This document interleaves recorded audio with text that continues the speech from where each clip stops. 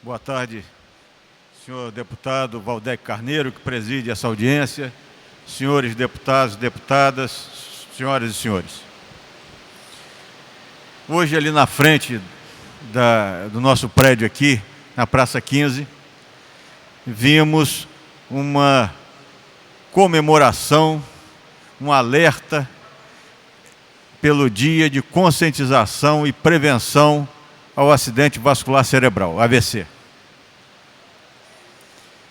Isso nos remete a pensar a situação que se encontra a saúde no estado do Rio de Janeiro. Sem querer tirar o mérito dessa manifestação, a conscientização é importante parte de prevenção das doenças. Eu quero dizer que isso tem que ser acompanhado, essas medidas de conscientização da população, elas têm que ser acompanhadas de medidas do Estado que garantam recursos básicos para que essa prevenção se faça possível. Aonde que eu quero chegar?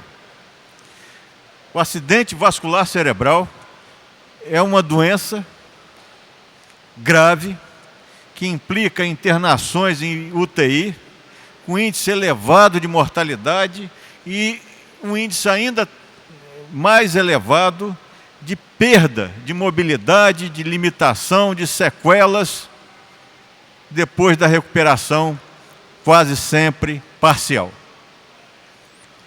E o que causa o AVC, principalmente? O que causa o AVC, principalmente, são hipertensões arteriais e diabetes mellitus sem tratamento adequado.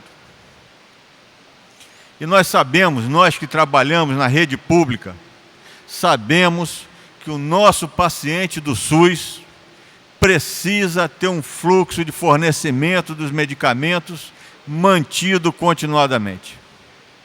E nesse momento, no Brasil, isso não está acontecendo. E aí, estamos aqui agora na praça fazendo uma conscientização da população, sabendo que isso aí é para enganar o povo. A verdade é essa. Isso é para enganar o povo. Porque os pacientes hoje, deputado, eles chegam muitas vezes na farmácia que teria, farmácia básica de fornecimento ou no posto de saúde, ele não consegue adquirir os remédios. Quando chega nas farmácias populares, ele não consegue também adquirir o remédio. E aquele tratamento vai sendo feito pela metade. Isso causa um índice importante de sequelas causadas pelo AVC. Outro dia falei aqui a propósito da prevenção do câncer de mama, por acaso estamos no Outubro Rosa, também. Televisão mostrando, previna, faça isso, faça aquilo. E a mamografia faz parte, obrigatoriamente, do protocolo de prevenção do câncer de mama. Aí vemos anunciar que o Estado do Rio, a grande maioria dos mamógrafos públicos estão quebrados ou parados por falta de manutenção. Então, mais uma vez, eu quero dizer que isso é enganar a população. Enganar a população. Não existe prevenção se não for feita com alguma coisa, e essa alguma coisa não é tanto assim, mais do que palavras. As palavras de conscientização são importantes, mas elas não podem ser o único mecanismo a ser implementado quando se quer uma política de saúde pública eficiente. Esses 35 anos de exercício da profissão me garante falar aqui nessa tribuna. Chama atenção para um outro fato relacionado à saúde, publicado ontem nos jornais. O CRM, Conselho Regional de Medicina, solicitou a intervenção federal nos hospitais públicos do Rio de Janeiro por absoluta falta de condição de funcionamento. Então vemos o outro lado da moeda.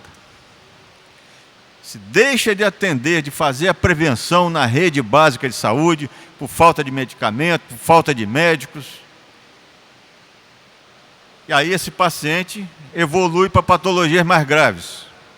Infarto, AVC, diabetes. Aí quando ele vai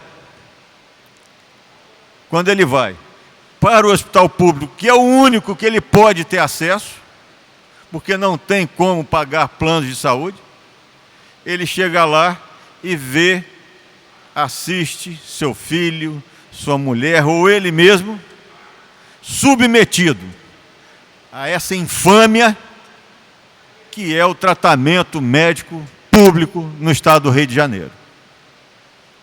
A essa infâmia bancada por esse governo, que na terça-feira que vem essa casa vai votar para garantir essa possibilidade de decretar estado de calamidade pública financeira no estado do Rio. Aí sim, eu posso dizer, senhor presidente, que nós vamos estar entregues à sorte, a da um que depende do serviço público, que depende do salário do serviço público, que depende da educação pública, pode entregar a alma a Deus, porque a coisa vai ficar muito feia. Porque esse decreto está vindo para cá sem qualquer garantia do que vai ser feito, de como ele vai ser usado pelo governo do estado. É muito importante que nós, que vamos votar esse projeto, tenhamos a real ideia do que se pretende. Tenhamos, primeiro, a real ideia de como está a tal crise econômica financeira. Porque o que vemos são alarmes plantados ou veiculados pela imprensa, que nós não sabemos com certeza se são reais ou não, porque até a justiça solicitar a parada nas isenções fiscais continuava sendo dado.